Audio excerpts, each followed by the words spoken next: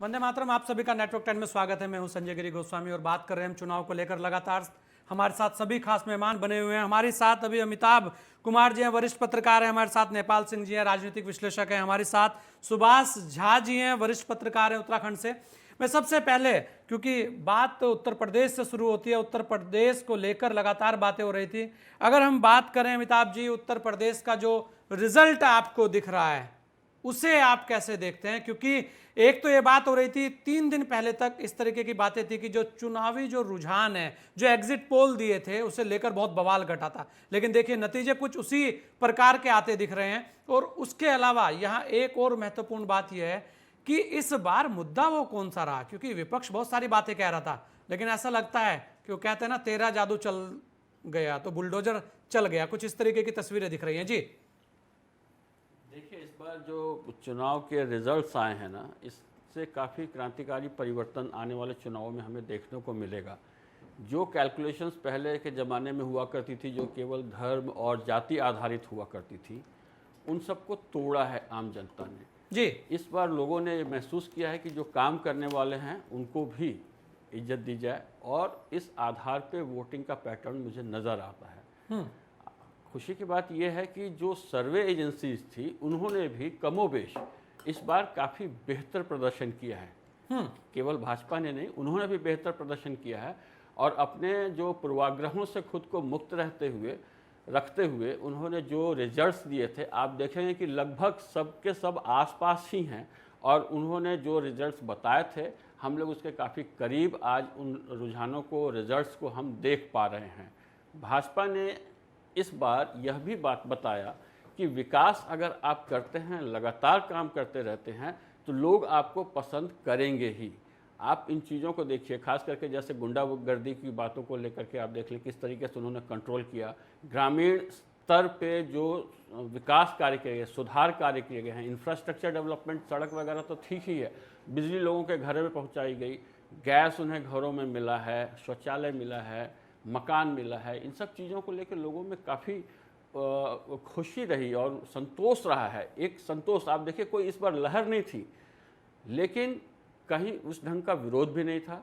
सपा ने भी अच्छा किया है। सपा का जो पिछला मेरे ख्याल से 47 सीट्स थे, इस बार आप देखिए कितना बेहतर उन्होंने किया है। लेकिन यह स्पष्ट था कि भाजपा सरकार बनाने जा रही है, और भाजपा ने वो जो जाति धर्म के बंधन है उसको तोड़ दिया है। बिल्कुल। और इस बार कहीं ना कहीं अमिताभ जी ऐसा लग रहा है कि विकास बहुत ज़्यादा मायने रखता है, क्योंकि जो कहा जा रहा था कि बहुत सारे छत्रप थे, वो छत्रप हारते भी दिखे, और उन छत्रपों के अनुसार जिस तरीके से वोट स्विफ्ट होना चाहिए था, कहीं शिफ्ट नहीं हुआ, वो शिफ्ट कहीं नहीं हुआ, वहीं का वहीं रह गया। नेपाल सिंह जी, क्योंकि लगातार आप उत्तराखंड और उत्तर प्रदेश दोनों जगह सक्रिय रहे हैं, आपने पूरा चुनाव बड़े नज़दीकी तौर से देखा है, और हम लगातार आपसे बात भी कर रहे थे, तब आपके आकलन थे कि उत्तराखंड में जरूर थोड़ा कांटे की टक्कर हो सकती है, लेकिन उत्तर प्रदेश में भाजपा आएगी। तो आज जो स्थिति है वो आपके सामने है। एक यहाँ महत्वपूर्ण बात यह है कि हर बार आप देखेंगे एक बहुत बड़ा जिसकी बात होनी चाहिए, बसपा की।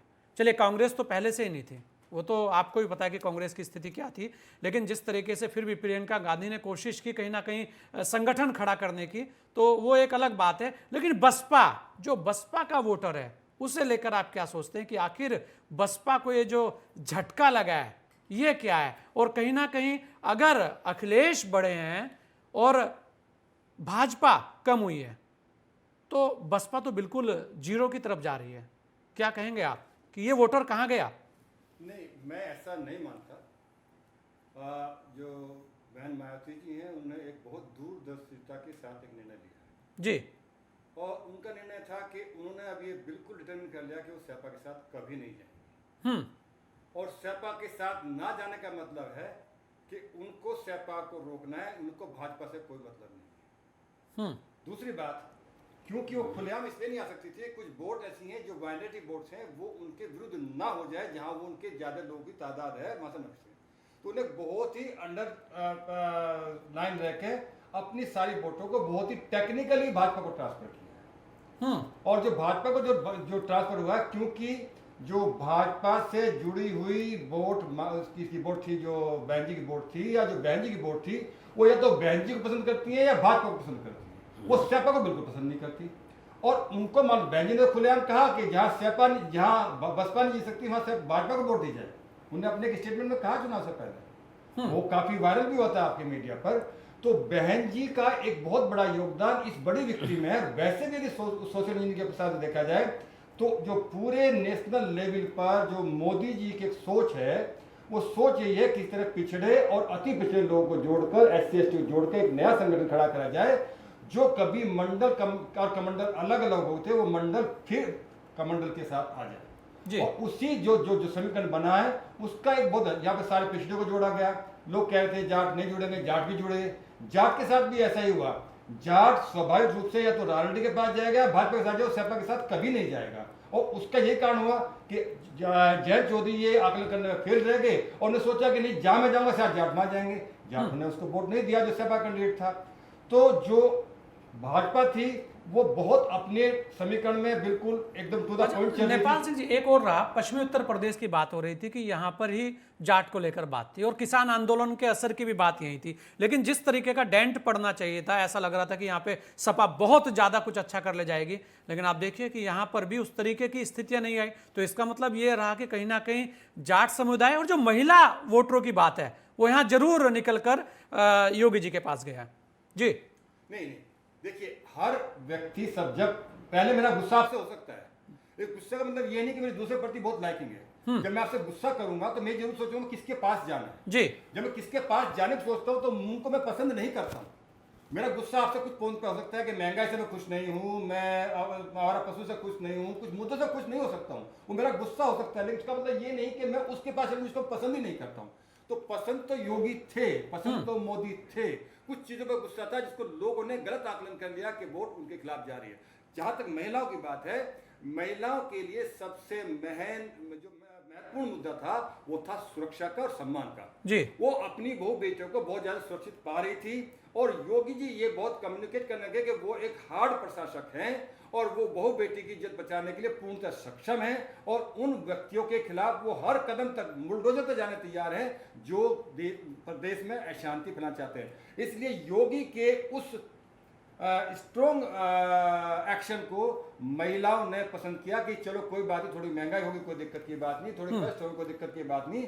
लेकिन जितना अच्छा काम कोरोना के टाइम में और जितना गरीबों को अनाज वितरण के टाइम में कोरोना के बाद में, तो बहुत बड़ी इसमें इंपॉर्टेंस है, इसको लोग थोड़ा अंडरलाइन कर रहे हैं कि कोरोना के बाद में जो गरीब लोगों के पास एक बहुत बड़ी फंड की जो दबाव आया था, उसमें लगातार इतने दिन तक फ्री राशन देते रहना और वो भी क्वालिटी राशन देते रहना, वो एक बहुत बड़ा प्रयास था यूपी सरकार का, चाहे वो मोदी जी के सपोर्ट से था या इनके अपने खुद के प्रयास से था।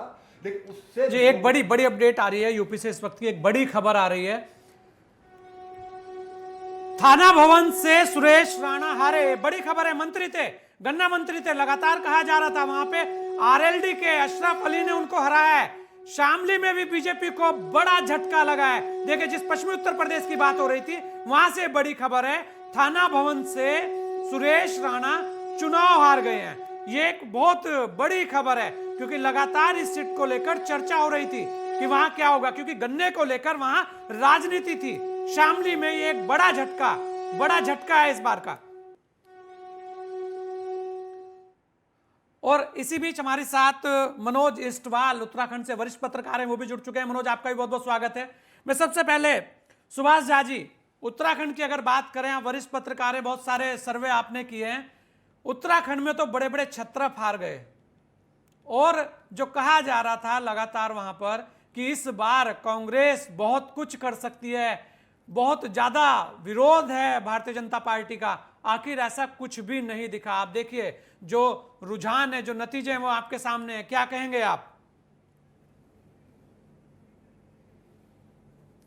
देखिए संजय भाई, ऐसा है कि इस बार जो है अब रिजल्ट सामने है, इसलिए मुझे लगता है कि रिजल्ट के अनुरूप ही बात करना ज्यादा बेहतर होगा जी। बहुत सारी कयासबाजियां और सारे प्रयास और लोगों के सारे जो विश्लेषण थे, मुझे लगता है कि वो सारा कुछ पीछे छूट गया। और मुझे लगता है उत्तराखंड में 3 चीजों पर भाजपा ने इस बार बाकायदा काम किया था जो दिख गया रिजल्ट में। ये अब तो रिजल्ट के बाद मानना पड़ेगा। एक टीम थी जो डैमेज कंट्रोल पे काम कर रही थी, मतलब गैस को हरीश रावत ने मुद्दा बनाया कि गैस जो है सिलेंडर लेके वो जो फोटो के साथ और पूरा, लेकिन लोगों ने उसको नकारा। जी, लोगों ने कहा नहीं, विकास बड़ा मुद्दा है और विकास के कीमत पर हमें ये महंगाई मंजूर है। दूसरी बात जो 2 लोग 4 लोग जो भाजपा से निकले या निकाले गए या जो लोग अलग हुए, उनको भी जनता ने जो है सिरे से उनको किनारे लगाया है, वो दिख रहा है, उससे अच्छा मैसेज नहीं गया। तीसरी बात जो थी कि भाजपा का जो अपना संगठन का ताकत था और संघ का सीधा साथ था जी, वो मुझे लगता है कि यहां पर भाजपा के बहुत ज्यादा काम आया। और यहां एक मुद्दा जो सबसे, जैसे डैमेज कंट्रोल वहां भाजपा ने किया किसान वाले मुद्दे पे पश्चिमी यूपी में, वैसे यहां देवस्थानम बोर्ड पर पीछे हट करके भाजपा ने अपना डैमेज कंट्रोल यहां कर लिया जी। और ब्राह्मण तबका जो था उसको भाजपा ने मना लिया।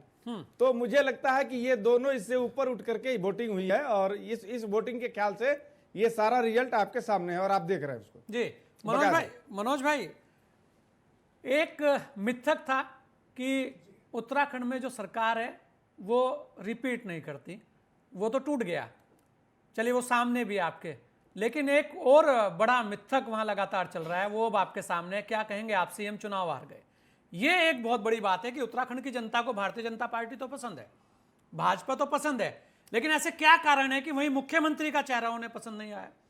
ये एक सवाल लगातार चल रहा है कि आखिर जिसके चेहरे पर चुनाव लड़ा गया, युवा मुख्यमंत्री थे, लगातार घूमे और उन्हीं को जनता ने नकार दिया। कैसे देखते हैं आप, आखिर चूक कहां हुई? संजय जी, लगातार मैं 1 महीने से, जब से चुनाव है तब जी। से अपनी डिबेट में एक ही बात कहता आ रहा हूं कि जनता मूक है। जनता के पास ऑप्शन नहीं थे, कांग्रेस और बीजेपी के अलावा कोई ऑप्शन नहीं है। और जब मूक रहती है जनता तो ये एक तरीके से सहमति होती है उस पार्टी के प्रति जो सत्तासीन है। रही बात मुख्यमंत्रियों के हारने की, ये कवायद लगातार चली आ रही है, जब से ये राज्य बना है तब से लगातार चली आ रही है। जो मुख्यमंत्री बना उसको किसी भारी व्यक्ति ने नहीं हराया, बल्कि भीतर घात के कारण अभी तक जितने मुख्यमंत्री हारे हैं, चाहे वो जनरल खंडूड़ी हो, चाहे ये अपने हरीश रावत जी हारे, वर्तमान में धामी जी हो, हरीश रावत जी दोनों सीटें हारे। हरीश रावत जी की सीटों में वो भीतर घात तो नजर नहीं आया, वो कहीं ना कहीं वो मुस्लिम तुष्टीकरण की राजनीति के कारण पहले भी हारे थे। इस बार भी जो मुस्लिम यूनिवर्सिटी का एक भूत उनके पीछे जिन चिपक के रह गया, उसके कारण एक बड़ी खबर आ रही है मनोज भाई, एक बड़ी खबर है। लखनऊ बीजेपी ऑफिस पहुंचे सीएम योगी, बीजेपी कार्यालय पर बड़े जश्न की तैयारी करी जा रही है। सीएम योगी वहां पहुंच गए हैं और ऐसा भी कहा जा रहा है कि थोड़ी देर में वो कार्यकर्ताओं को संबोधित करेंगे।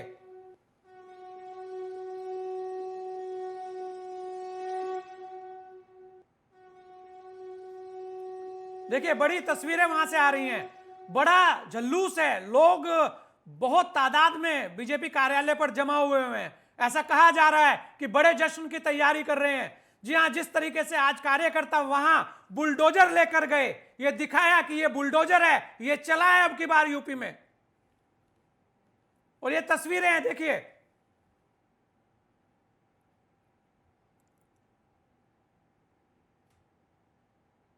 जी मनोज भाई बोलिए। जी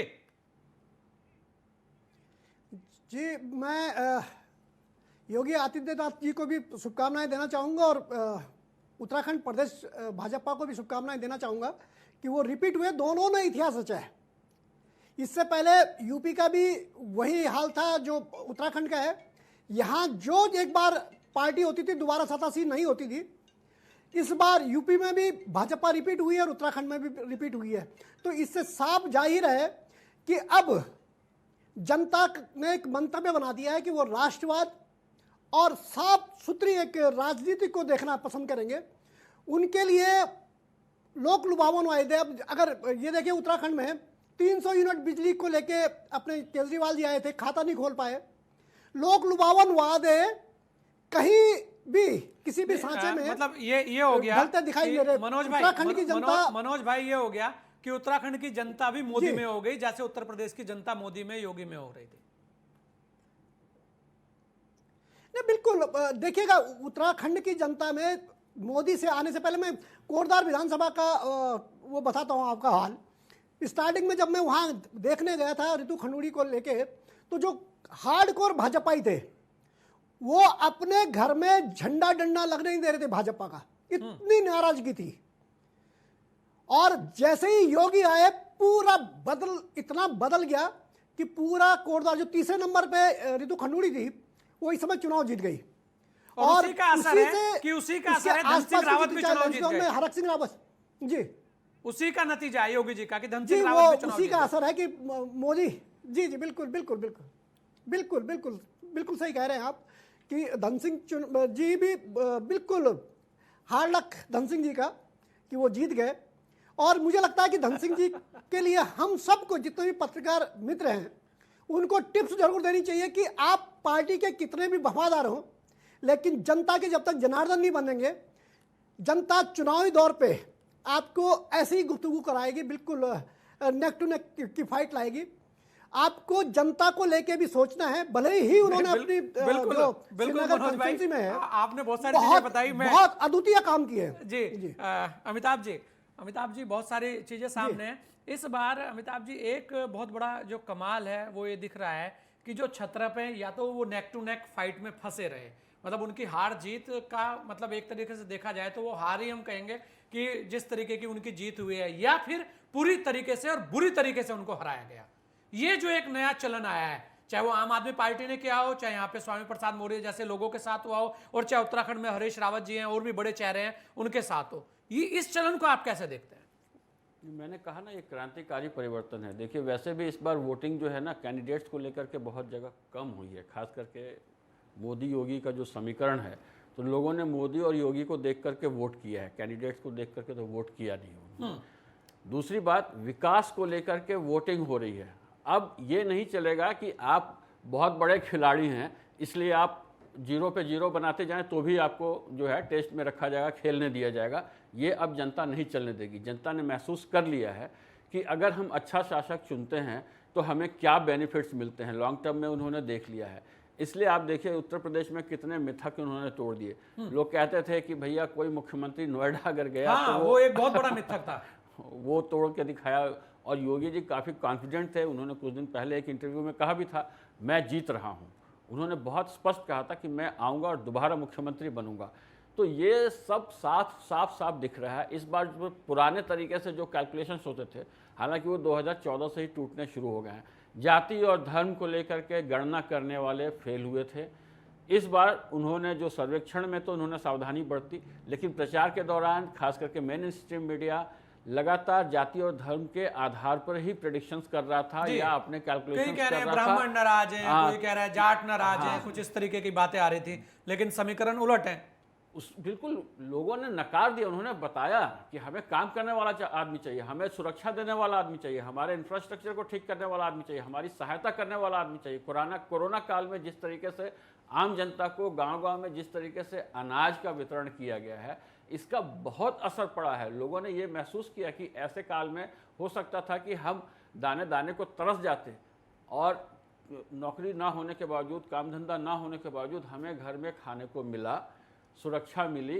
तो इसलिए लोग बहुत प्रसन्न थे, खास करके महिलाएं बहुत प्रसन्न थी सुरक्षा के कारण को लेकर के। तो अब मुझे लगता है कि एक ट्रेंड चेंज हो रहा है पंजाब में, जबकि मुझे लगता है कि अभी भी जो पारंपरिक तरीका है वो उसी पर टिके हुए हैं। थोड़ा सा उन्होंने ज़रूर तोड़ा है कि आपका इस तरीके से आना ये बताता है कि वो भी अब बदलाव चाहते हैं। लेकिन अब देश के एक बड़े हिस्से में मैं महसूस कर रहा हूँ कि लोग अब पुराने तरीक़ों से नेता कि हमारी जाति का लीडर अगर चुना गया है, उसे टिकट दिया गया है तो हम उसको वोट कर देंगे, ये नहीं होने जा रहा है। उत्तर प्रदेश के विभिन्न हिस्सों में आप देख लीजिए, लोगों ने डराया भी था कि जिस ढंग से खास करके पश्चिमी उत्तर प्रदेश में देखिए, पश्चिमी उत्तर प्रदेश में भी भाजपा को अच्छा समर्थन मिला है। ठीक है, आरएलडी को कुछ सीटें मिली हैं, लेकिन जो किसानों को लेकर के, जाटों को लेकर के जो डर था कि भाजपा यहाँ से साफ ना हो जाए, जी हुआ ही नहीं। ऐसा कुछ उसी का कारण है कि बहुमत 250 के पार हो रहा है। लोग ये पश्चिमी उत्तर प्रदेश ही है। बहुत समझदारी से वोट किया लोगों ने। मुझे बहुत अच्छा लग रहा है कि लोगों में, तमाम लोगों में, एकदम ग्रामीण स्तर के जिन लोगों को हम समझते थे कि हम बहला लेंगे, शराब दे करके, पैसे दे के, फ्री कुछ दे करके या जाति धर्म बता करके हम बहला लेंगे, उन लोगों ने साफ साफ नकारा, बताया कि नहीं भैया, हम चवन्नी दे लेकर के तुम्हें खजाने की चाबी नहीं देंगे। उसको ये देंगे बिल्कुल ये जो बहुत बड़ी विकास बात है करे। अमिताभ जी। और जिस तरीके की भीड़ दिख रही थी रैलियों में अखिलेश की, जयंत की, लगता है वो भीड़ रह गई, वो वोट में तब्दील नहीं हुई। नेपाल सिंह जी, क्योंकि पश्चिमी उत्तर प्रदेश पर सब लोग निगाहें जमाए थे, वहां पर भी बीजेपी का बेहतर प्रदर्शन रहा है। एक तो ये बात, दूसरी बात यह है कि अब के चुनाव में शुरू से लेकर लास्ट तक बुलडोजर एक बड़ा मुद्दा रहा है। उस बुलडोजर के पीछे बहुत सारे लोगों की टिप्पणियां, बहुत सारे लोगों के बयान, लगातार समाजवादी से जो प्रवक्ता थे वो भी बुलडोजर को लेकर अलग अलग टिप्पणी कर रहे थे। तो जो कानून व्यवस्था और ये बुलडोजर है, ये कितना कारागार साबित हुआ? देखिए, खुद जनता का अपना एक मानना होता है जी। और चाणक्य ने भी अपनी इस बात को स्पष्ट किया है कि जनता दो चीज बहुत पसंद करती है। वो कितनी भी कमजोर हो, अपने नेता को बहादुर देखना चाहती है। जी।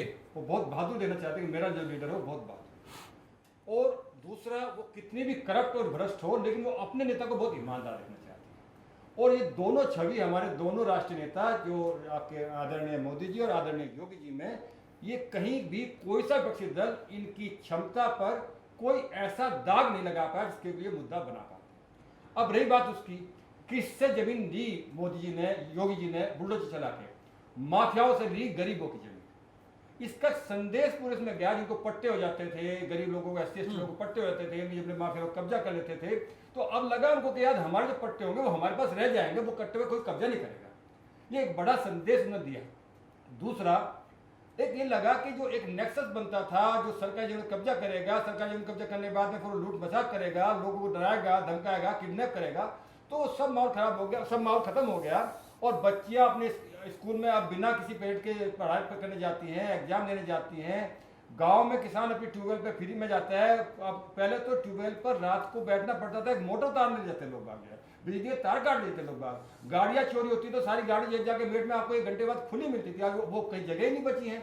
तो ये जो सब चीजें थी, ये कहीं ना। दूसरी बात, कभी कभी एक बात को बड़ा कंफ्यूज करते हैं संजय भाई, 2014 से पहले भाजपा की और 2014 के साथ भी ये कह सकते हैं भाजपा की छवि थी कि शायद हिंदूवादी है जी। और ये माइनॉरिटी के बहुत खिलाफ है, और यहाँ तक बहुत उनके खिलाफ बहुत एक्शन कर दी। उसके बाद धीरे धीरे मोदी जी ने इसमें लीड ली और पूरे संगठन ने एक लीड ली और उन्हें बताया कि हम माइनॉरिटी के खिलाफ नहीं, हम उस व्यक्ति के खिलाफ है जो देश के खिलाफ है। तो इन्होंने धर्म को देश की प्रगति के साथ जोड़ने की कोशिश करी और उसमें यह आइसोलेट करने करी कि हम जो धर्म का ले रहे हैं, यदि हम काशी को डेवलप करें तो उससे टूरिज्म भी डेवलप होगा, लोगों का व्यापार डेवलप होगा। यदि हम वहाँ पे अयोध्या बना रहे हैं तो वहाँ पे भी टूरिज्म डेवलप होगा, वहाँ लोग रोजगार मिलेगा, जमीनी कीमतें बढ़ेंगी, टूरिस्ट आएंगे। तो उन्होंने रिलीजन को किसी के ऊपर डोमिनेंस के लिए यूज नहीं किया, रिलीजन को उन्होंने कहीं ना कहीं एक एम्प्लॉयमेंट क्रिएशन के लिए अपने देश की समृद्धि को बताने के लिए किया। तो इसी दूसरा, पूर्वांचल एक्सप्रेस, मैं बहुत दिन तक बलिया जाता था, बलिया से मेरा बड़ा संपर्क रहा है आदरणीय चंद्रशेखर जी की वजह से। मैं रोज आता था बनारस से चलने के बाद में बलिया जाने 8 घंटे लगते थे, इतनी गंदी सड़कें थी, इतने गहरे गड्ढे थे। अब उस पूर्वांचल एक्सप्रेस पर जो आदमी रोजाना लाखों व्यक्ति चलता है तो कितने घरों में जाकर बताता है कि अब कितना बड़ा विकास वो देख रहे हैं और महसूस कर रहे हैं। अब सारे तरफ तक जितने एक्सप्रेस हाईवे बने हैं, आप दिल्ली सहारनपुर हाईवे को देख लीजिए, दिल्ली मेरठ एक्सप्रेस हाईवे को देख लीजिए, तो लोगों ने महसूस किया इस विकास को, बिजली की उपलब्धता को विश्वास किया। पहले बिजली टिमटिमाती थी, 2-4 जिलों को मिल जाए, मुख्यमंत्री जिले होते तो बात अलग है, अदरवाइज ना उद्योग को मिलती थी, ना शहरों को मिलती थी, ना गांव को मिलती थी। आज गांव में भी बिजली है, शहरों में बिजली है, उद्योग में आज की डेट में बिजली है, जनरेटर बहुत कम यूज हो रहा है। तो लोगों ने रिलाइज किया। उसके बाद ठीक है, मैंने बताया ना पहले भी, कुछ मुद्दों पर नाराजगी है, इसका मतलब ये नहीं कि उसके विरोध में है। और यही गलत बात, जहां तक आपने एक पॉइंट उठाया था कि अखिलेश की जनसभा में भीड़ बहुत आई जी, वही हरा के गई है। अखिलेश का जितना भी कार्यकर्ता है वो इतना अति उत्साहित है, वो कोई ना कोई गलत भाषा बोल के जाएगा, कहीं ना कोई गलत काम करके जाएगा, उससे दूसरे लोगों में एक गलत सिग्नल जाता है और वही हुई। दूसरा, अखिलेश के पास कोई दूसरा लीडर नहीं था जो कनेक्ट करने जाए। भाजपा का पूरा संगठन है, उसके बाद बहुत सारे मंत्री हैं, उसका RSS संगठन अलग है, अपना खुद का संगठन अलग है। ये बात तो बिल्कुल है नेपाल जी। अखिलेश जी अपने कंधों पर चुनाव लड़ रहे थे और लगातार अपने आप को ही वो आगे किए हुए थे और लग भी रहा था, लेकिन इस बार बढ़े हैं और अच्छी खासी तादाद में बढ़े हैं, वोट परसेंटेज भी उनका बढ़ा है। मैं वो बढ़े नहीं है जी, ना ना ना ना, ये गलत एनालिसिस करो, बिल्कुल नहीं बढ़े। वोटों का एक कहीं ना कहीं दुर्विकरण हुआ है और ये अब 1-to-1 फाइट भाजपा चाहती थी और 1-to-1 फाइट भाजपा लेके आई है। उसने कांग्रेस को खत्म करना था, कांग्रेस खत्म होगी। प्रियंका जी ने बहुत मेहनत करी, उनके भी बहुत सारी भीड़ आई थी लोगों की, उनकी सीट नहीं बढ़ी है। सीट नहीं बढ़ी प्रियंका जी ने खूब मेहनत करी, लेकिन भीड़ आई, वोट नहीं आई। भाजपा की पूरी स्ट्रेटजी है कि वो कभी अभी जल्दी से सपा को खत्म नहीं करेगी, क्योंकि उसकी लड़ाई सपा से नहीं, उसकी लड़ाई कांग्रेस से है। यदि सपा खत्म हो जाएगी तो कांग्रेस जिंदा हो जाएगी यूपी में। जी नहीं, चलिए ये बड़ा सवाल है। सुभाष जी, सुभाष भाई, अगर उत्तराखंड की हम बात करें, उत्तराखंड में मुख्यमंत्री के 3 चेहरे थे ऐसा कहा जा रहा था। कर्नल कोठियाल आम आदमी पार्टी आपके सामने, हर्ष रे क्या हुआ, उसके अलावा हरीश रावत जी आपके सामने है, उसके अलावा पुष्कर धामी जी वो भी आपके सामने है। ऐसी कौन सी चूक हुई कांग्रेस से वहां और आम आदमी पार्टी से कि जो नब्ज पकड़नी चाहिए थी जनता की वो नहीं पकड़ पाए और दोबारा फिर मात खा गए, और देखिए जो मिथक था वो मिथक टूट गया। देखिए मिथक, संजय भाई, मिथक इस बार उत्तर प्रदेश में भी टूटा और मिथक इस बार यहां भी टूटा है जी, उत्तराखंड में भी टूटा है। और अब एक चीज बिल्कुल साफ है, 2 चीज आपने ध्यान दिया होगा इस बार के रिजल्ट पर। एक तो यहां उत्तराखंड में और उत्तर प्रदेश में दोनों बार सिर्फ 2 ही पार्टी की त्रिकोणीय और चतुष्कोणीय मुकाबला नहीं है जी, अब की सीधा मुकाबला है दोनों जगह, बिल्कुल आर पार की लड़ाई है। वहां भी सपा और भाजपा की लड़ाई थी, यहां कांग्रेस और भाजपा की लड़ाई थी। अच्छा, सपा ने ठीक है, सपा को बहुमत नहीं मिला, सपा की सरकार नहीं बन रही है, लेकिन सपा ने प्रदर्शन अच्छा किया है। अखिलेश यादव ने अकेले लड़ाई अच्छी लड़ी, ये तो मानना ही पड़ेगा जी। अब रह गई दूसरा उत्तराखंड की जहां तक बात है, तो उत्तराखंड में अब ये जनता मान चुकी है कि सिंबॉलिक नेताओं से लोगों का मन अब भर गया है। सिंबॉलिक नेता उसको नहीं चाहिए, उसको काम करने वाला नेता चाहिए, और जो जनता के बीच रहेगा वो जीतेगा, और जो जनता के बीच नहीं रहेगा वो नहीं जीतेगा। जी नहीं सुभाष भाई, तो फिर कांग्रेस की चूक कहां हुई वहां पे? जगह धामी जी अभी नहीं, कांग्रेस की यहां ऐसी चूक हुई है ना कि चूंकि कांग्रेस यहां जो सक्रिय हुई थी 6 महीने से सक्रिय हुई थी, कांग्रेस 6 महीने से सक्रिय हुई थी, लोगों के बीच जाना। अच्छा, आपस का इनका कलह, यहां जो कांग्रेस को बहुत बड़ा नुकसान हुआ है वो आपसी गुटबाजी और कलह के कारण भी नुकसान हुआ है। ये जनता को विश्वास नहीं दे पाए। जनता को ये लगा कि अगर ये कलह जब फिर सरकार में आएगा तो हमारा प्रदेश का डेवलपमेंट नहीं हो पाएगा।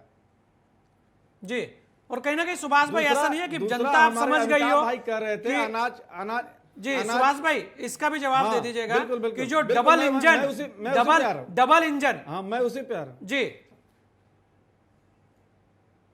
हाँ बिल्कुल, अभी हमारे अमिताभ भाई कह रहे थे तो मैं उनके बात को भी जोड़ दूं कि इस बार नमक भी बहुत काम किया है जी। हमारा जो छोटा तबका का वोटर है वो नमक के साथ अपने भावना को जोड़ता है। उस बहुत जगह आप बिलीव नहीं करेंगे, महिलाओं से मैं पूछता था कि आप मोदी को क्यों वोट देना चाहती हो, अरे हमने उसका नमक खाया है, हम कैसे वोट नहीं देंगे। तो ये जो भावना है कि हमने उसका नमक खाया है, हम उसका वोट कैसे नहीं देंगे जी। तो अब समझिए कि छोटे तबके के लोग जो धर्म में विश्वास करते हैं, अपनी मोरालिटी में विश्वास करते हैं, अपने कल्चर में विश्वास करते हैं, उसके लिए उस नमक को भाजपा ने अच्छे तरीके से नमक को वोट में बदला जी। ये और तमाम चीजें आप देखिए ना, तमाम चीजें ध्वस्त हो गई, महंगाई ध्वस्त हो गई, बेरोजगारी ध्वस्त हो गई, यहां पलायन का मुद्दा ध्वस्त हो गया, पेट्रोल डीजल का मुद्दा ध्वस्त हो गया। तो आखिर वो काम कौन सा किया।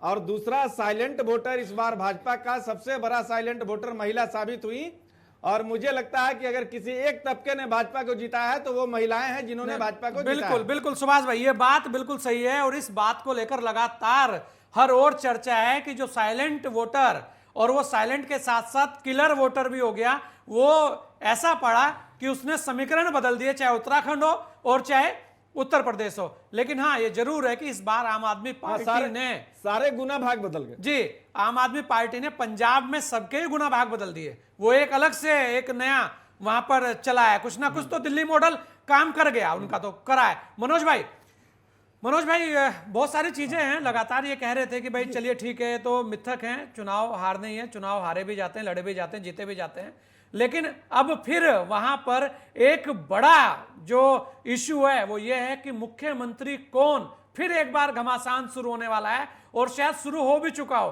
क्योंकि उत्तराखंड जैसी जगह जहां आप देखेंगे भारतीय जनता पार्टी में भी बहुत सारे बड़े दिग्गज जो बैठे थे वो आस लगाए बैठे हैं कि अब तो नंबर आएगा ही आएगा, तो वो है। दूसरा, कांग्रेस की स्थिति तो पहले से ही ऐसी थी, जिस दिन से वहां टिकट बटे कि वो कहते हैं ना, सूत ना कपास और आपस में लट्ठम लट्ठा, कुछ था नहीं और स्थिति है। कैसे देखते हैं अब क्या? देखिए संजय भाई, मैं शुरुआत करूंगा वहां से जहां से आप चले थे जी। आम आदमी पार्टी के कोटियाल जी से आपने बात शुरू की थी जी।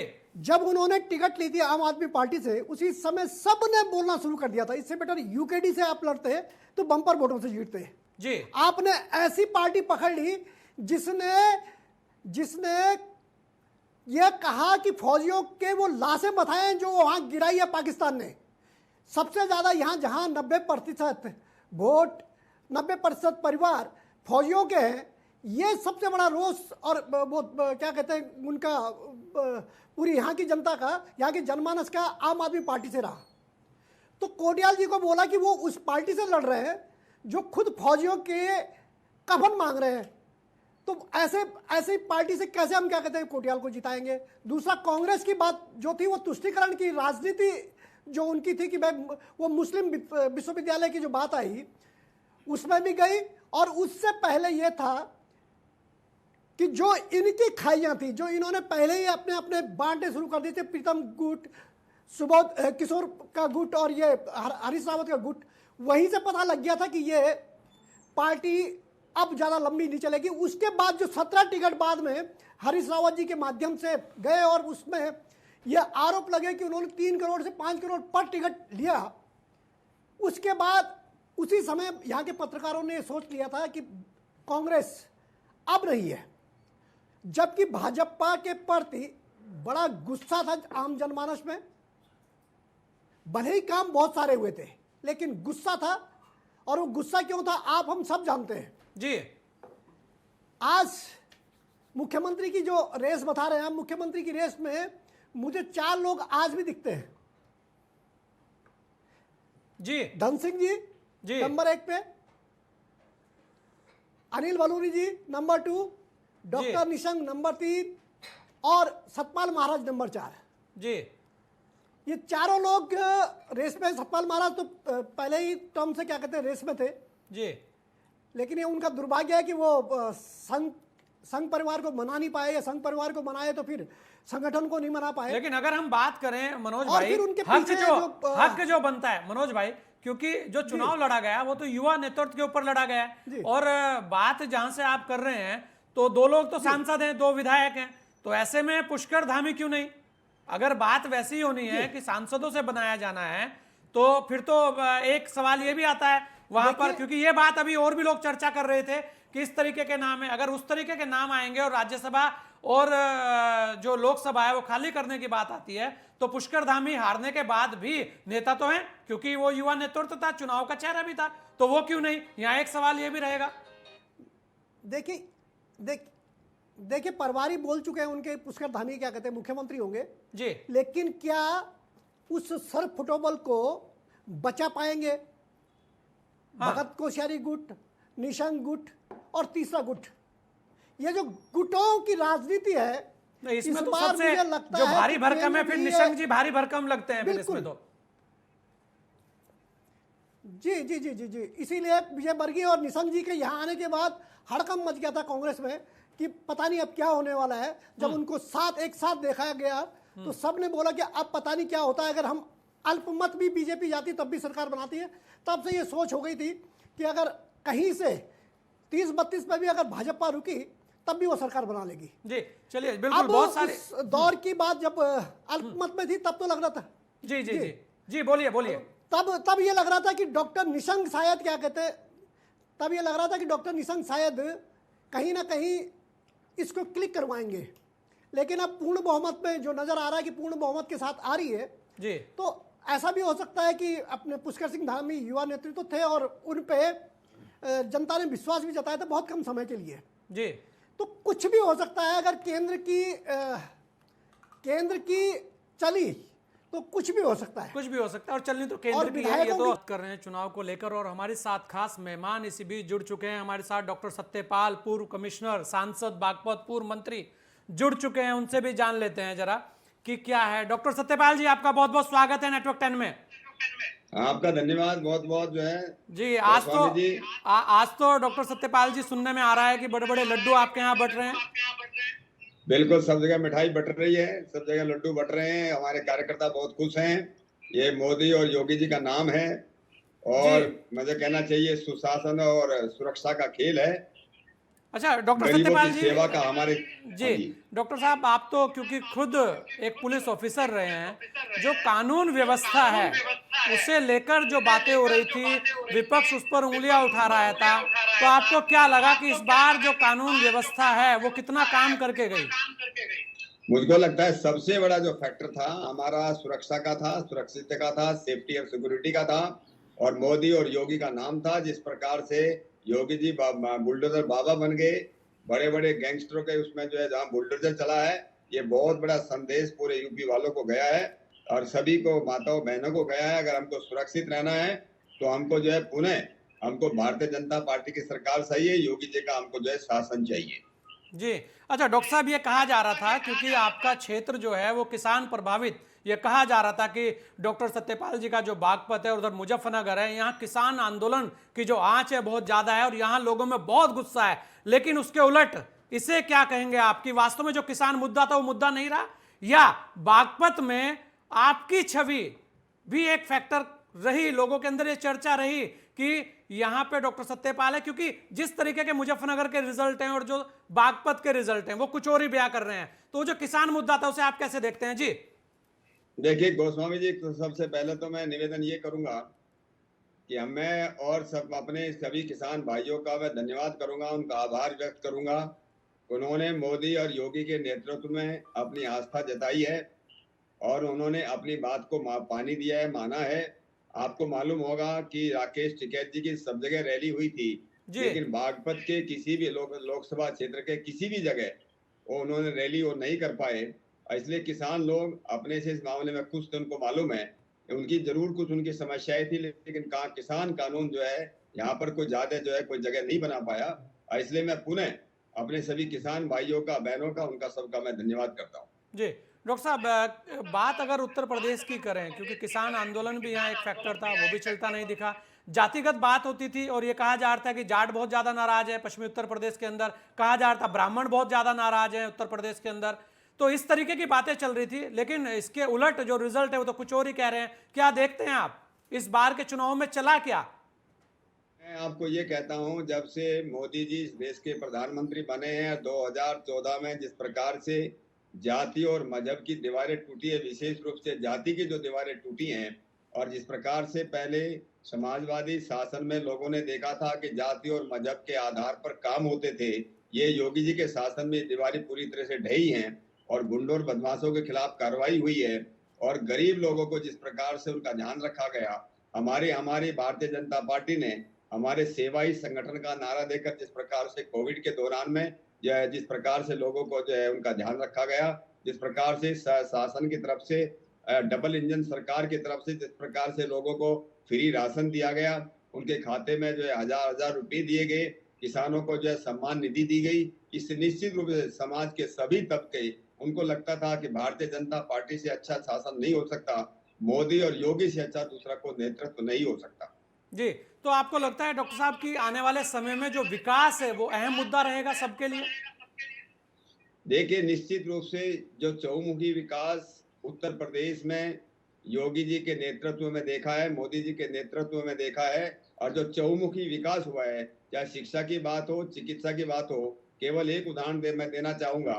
1947 से लेकर के 2017 तक उत्तर प्रदेश के अंदर केवल 12 मेडिकल कॉलेज थे और 2017 से लेकर 2021 तक योगी जी ने 33 नए मेडिकल कॉलेज खोले हैं, जैसे 8 जो है यूनिवर्सिटीज खोली हैं, 2 मेडिकल यूनिवर्सिटीज खोली हैं, जिस प्रकार से नए नए टेक्निकल कॉलेज, इंजीनियरिंग कॉलेज खुले हैं, जिस प्रकार से शिक्षा का कायाकल्प हुआ, जिस प्रकार से चाहे आयुष्मान भारत के द्वारा या मुख्यमंत्री जो है जिसको चिकित्सा जो है योजना के द्वारा जिस प्रकार से गरीबों के इलाज का ध्यान रखा गया, और जिस प्रकार से गरीबों, मुझे लगता है कि कोविड के दौरान में जितना अच्छा काम उत्तर प्रदेश के अंदर हुआ है, इतना शायद हिंदुस्तान में कहीं पर भी नहीं हुआ है। जी डॉक्टर साहब, अब आपको नहीं लगता कि जिस तरीके से लोगों ने उम्मीद जताई है, आशा जताई है, विश्वास जताया है, तो आने वाला समय जो है वो कानून व्यवस्था और महिलाओं की सुरक्षा और महिलाओं के प्रति कुछ ज्यादा ही अब काम करना होगा भारतीय जनता पार्टी को? देखिए, भारतीय जनता पार्टी तो पहले से इसमें काम कर रही है।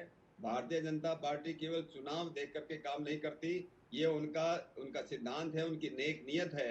और जो है जिस प्रकार से उन्होंने महिलाओं की सुरक्षा को, हम लोग तो भारतीय संस्कृति को मानने वाले हैं, और भारतीय संस्कृति ये कहती है यत्र नार्यस्तु पूज्यन्ते रमन्ते तत्र देवता।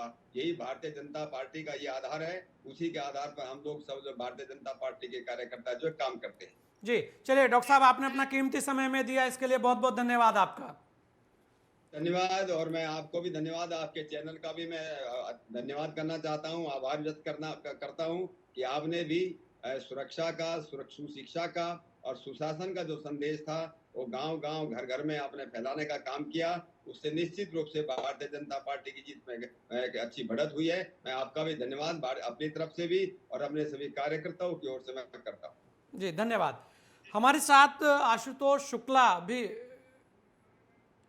और देखिए, एक बड़ी खबर ये आ रही है कि योगी आदित्यनाथ जी कार्यालय पहुंच चुके हैं। तस्वीरें आपके सामने हैं। कार्यकर्ताओं में उत्साह है और होली से पहले ही होली मनती यहां पर दिख रही है।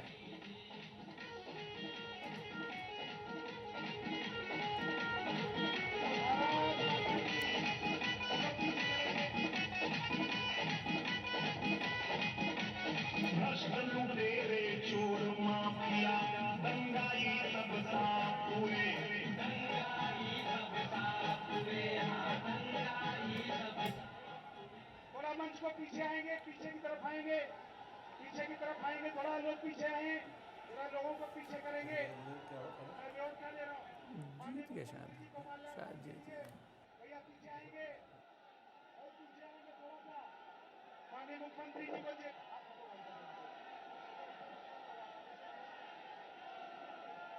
हैं वो बड़ी बड़ी खास आ रही हैं। सब और गुलाल उड़ा हुआ है, केसरिया छा रहा है।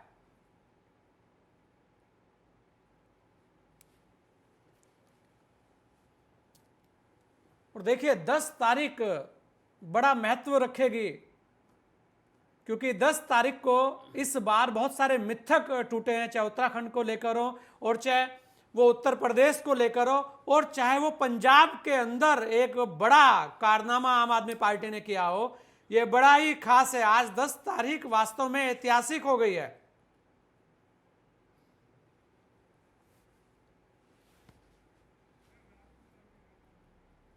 तो राजकुमार को ले लो फिर, हो तो गया 7-6 बज जाएंगे, राजकुमार को ले लेता हूं। और इसी पर हमारे साथ हमारे सहयोगी जो वहीं लखनऊ है, राजकुमार चौधरी, वो भी जुड़ चुके हैं। राजकुमार, क्या तस्वीरें आ रही हैं आपके सामने, क्योंकि आप तो सीधा वहीं जुड़े हैं कार्यालय पर? जी बिल्कुल संजय जी, मैं सीधा जोड़ूंगा। ये भारतीय जनता पार्टी का ये मुख्यालय है। यहाँ सबसे पहले भारतीय जनता पार्टी के प्रदेश अध्यक्ष स्वतंत्र देव सिंह तकरीबन 3:45 बजे के आसपास पहुंचे। उसके बाद केशव प्रसाद मौर्य पहुंचे। उसके बाद दूसरे और उप मुख्यमंत्री दिनेश शर्मा पहुंचे, सतीश महाना भी पहुंचे। इससे सबसे पहले पहुंचने वालों में प्रदेश के महामंत्री सुनील बंसल थे। उससे उनके साथ ही साथ यहाँ पर पार्टी के मुख्यालय में जो पहुंचे उनमें राजनाथ सिंह के जो छोटे बेटे हैं नीरज, वो भी पहुंचे। और एक बड़ी बात ये हो गई है कि राजनाथ सिंह के जो बेटे हैं पंकज सिंह, नोएडा में जहाँ सर आप हैं वहीं से प्रचंड बहुमत से जीते हैं और एक बड़ी जीत हासिल की है।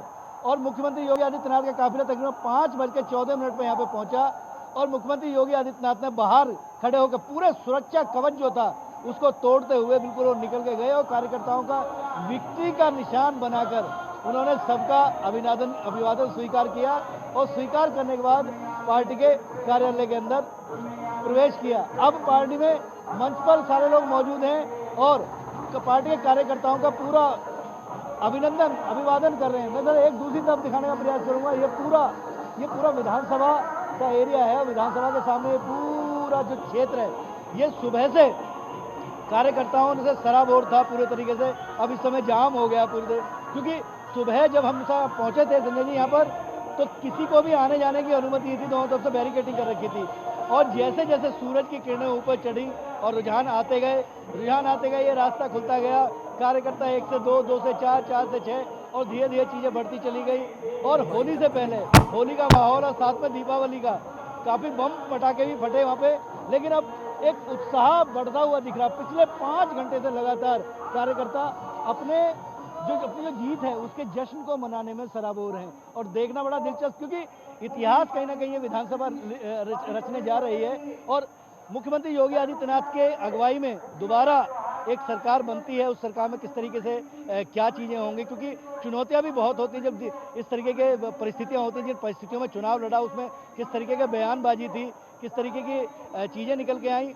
लेकिन एक बात बहुत इस पूरे चुनाव में संजय जी बहुत महत्वपूर्ण जो रही कि वो साइलेंट वोट, मतलब लोग जो है बोले जरूर लेकिन वोट भी किया। अब पूरे पश्चिम से लेकर जो हवा बही, तमाम तरह के प्रयास लगाए जाए थे, तमाम तरह के प्रकरण किए जा रहे थे, लेकिन ये सच्ची बात है कि एक कानून का जो मुद्दा है, सुरक्षा का जो मुद्दा है, महिला सुरक्षा का जो मुद्दा है, उसके अलावा बिल्डोजर बाबा जो हैं वो भी कहीं ना कहीं इसमें दिखते हुए नजर आए। और कोरोना के दौरान जो 2 साल का जो कार्यकाल था, बहुत सारी जगह हम लोग गए, बहुत सारे कार्यकर्ताओं, बहुत सारे आम लोगों का भी कहना ये था कि शायद ये सरकारें नहीं होती। और क्योंकि कोरोना के दौरान अगर देखें, एक बयान देखें कि जब वो कोरोना की जो डोज बनी थी उसको भी भाजपा की डोज बताकर कुछ नेताओं ने प्रदर्शित किया, और शायद वो चीज़ भी कहीं ना कहीं अपने मन में मतदाताओं ने रखी और उसका इस्तेमाल किया, जिसका परिणाम आज ये दिखाई दे रहा है। नहीं, बिल्कुल बहुत सारी तस्वीरें सामने आ रही हैं, और हो भी क्यों ना, क्योंकि दिन ही ऐतिहासिक है और सभी के लिए। लेकिन इस बार का जो चुनाव हुआ है बड़ा अहम हुआ है। बहुत सारे मिथक यहाँ टूटे हैं,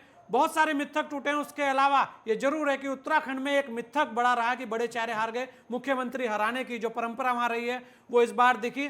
आप सभी लोगों ने अपना कीमती समय हमें दिया, इसके लिए आप सभी लोगों का बहुत बहुत धन्यवाद। और लगातार आज हमारी जो नजर है लगातार बनी हुई है, पल पल की जो अपडेट है हम लगातार आपको दे रहे हैं। जाइएगा नहीं, लगातार हमारे साथ बने रहिएगा, क्योंकि आज का दिन बहुत ही खास है। इस खास बुलेटिन में इतना ही। दीजिए मुझे इजाजत। जय हिंद।